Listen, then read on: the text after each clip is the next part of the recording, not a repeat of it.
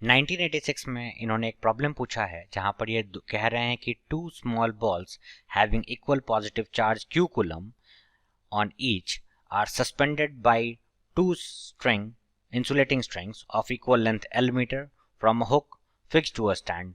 तो ये कह रहे हैं कि स्टैंड से फिक्स करके दो l लेंथ का स्ट्रिंग से इन्होंने दो बॉल को इस तरीके से लटका दिया है जिसपे कि दोनों पर इन्होंने चार्ज दे दिया है q कूलम्स में। ठीक है।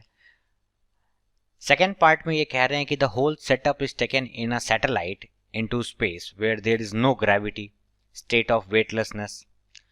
सेकेंड पार्ट में इन्होंने कह देंगे कि ये पूरे सेटअप को ये ले जाकर के स्पेस में ले जा रहे हैं जहां पर कोई ग्रेविटी है ही नहीं।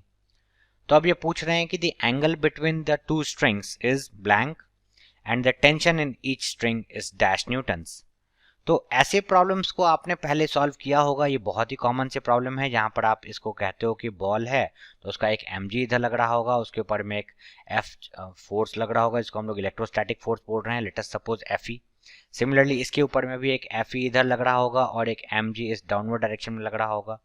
आप यहाँ पर अगर इस पर्टिकुलर एंगल को थीटा कहते हो तो यहाँ पर भी वही एंगल थीटा हो जाएगा, और आप यहाँ पर कहते थे कि इसमें स्ट्रिंग पर एक टेंशन T होगा तो आप यहाँ पर बहुत सिंपली कहते थे पहले कि T sine theta is equals to Fe electrostatic force and T cos theta is equal to mg।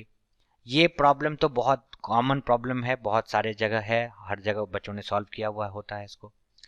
लेकिन इस पर्टिकुलर प्रॉब्लम को फर्दर अगर आप प्रोसीड करोगे तो यहाँ पर tan थीटा की वैल्यू आ जाएगी F/mg।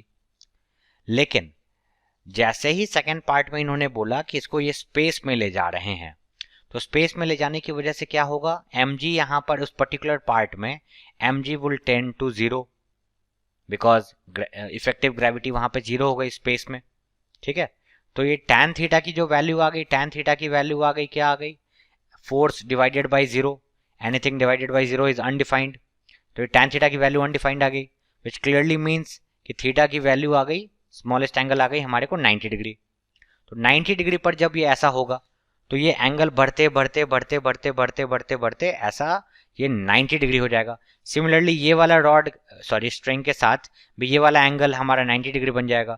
तो ये केस कुछ इस तरीके का हो जाएगा, ये जो दोनों चार्जेस हैं वो दोनों चार्जेस इस तरीके के स्ट्रेट लाइन में आ जाएगी और इनके बीच का जो एंगल बनेगा वो एंगल, टोटल एंगल दोनों स्ट्रिंग के बीच का, वो बनेगा हमारे को 180 डिग्री। तो यही इन्होंने पूछा है फर्स्ट पार्ट में कि the angle between the two strings is 180 degree. तो पहले पार्ट का तो आंसर आ गया, theta is equal to 180 degree between the two strings पूछा है। ठीक है। तो ये और ये दोनों स्ट्रिंग है तो दोनों स्ट्रिंग के बीच में 180 डिग्री है। सेकंड पार्ट में पूछ रहे हैं टेंशन इन ईच स्ट्रिंग।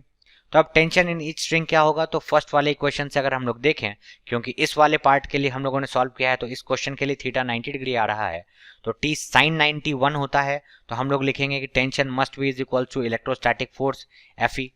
अब यहाँ पर Fe क्या होगा, तो कूलम्स लॉ से हमें पता है कि फोर्स ऑफ रिपल्शन यहाँ पर होगा इन दोनों के बीच में L डिस्टेंस यहाँ से यहाँ ऑरिजिन से या हुक्स पॉइंट से इस वाले चार्ज की डिस्टेंस L है और सिमिलरली ये वाले डिस्टेंस यहाँ से यहाँ ये भी L है। तो दोनों चार्जेस का बीच का सेपरेशन हमारे को 2L समझ में आ रहा है।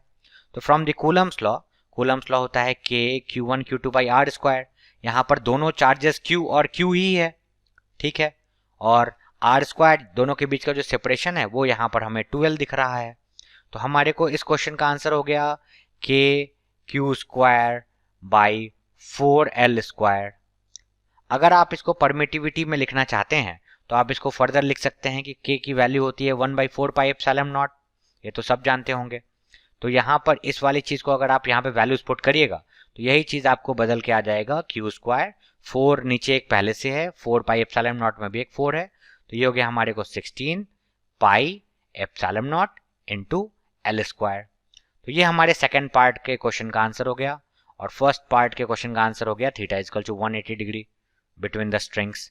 तो इस दोनों के लिए आपको एक एक मार्क्स मिलता है और इस तरीके से आपको 2 मार्क्स का क्वेश्चन IIT 1986 में पूछता है। अच्छा, अगर इसको हम लोग अगर सॉल्व नहीं भी करना चाहें, अगर सिर्फ सेंस से सोचें, तो क्या आपको नहीं लगता कि दो चार्जेस को अगर रिपल्शन होगा और कोई ग्रेविटी होता तब वो इस तरीके का किसी एंगल पर झुकता? अगर सिर्फ रिपल्शन है तो दोनों चार्जेस मैक्सिमम दूरी पे जाना चाहेंगे, लेकिन अनफॉर्चुनेटली दोनों एक L लेंथ के स्ट्रिंग से बंधे हुए हैं तो मैक्सिमम दूरी पे जाना चाहेंगे तो मैक्सिमम दूरी होगी जब दोनों एकदम दूर दूर चले जाएंगे। तो बेसिकली उन दोनों के बीच में 12 लेंथ तो ऐसे ही दिख रहा है। तो कोई बच्चा बिना ये सॉल्व किए, बिना इस सॉल्यूशन के भी डायरेक्टली भी बोल सकता है कि दिख रहा है सर कि यहाँ पर 180 डिग्री दोनों स्ट्रिंग के बीच का होगा, क्योंकि ग्रेविटी तो है नहीं जो उसको इस तरह से एंगल पे झुकाएगी। दोनों के बीच में अगर 12 लेंथ है तो हमें पता है KQ by r square formula है, आर की जगह पे 2r 12 पुट करूंगा और हमारे को डायरेक्टली आंसर आ जाएगा। तो इस तरीके से आप डायरेक्ट आंसर भी कर सकते हैं। तो in this way it was a very easy problem asked. Thank you very much.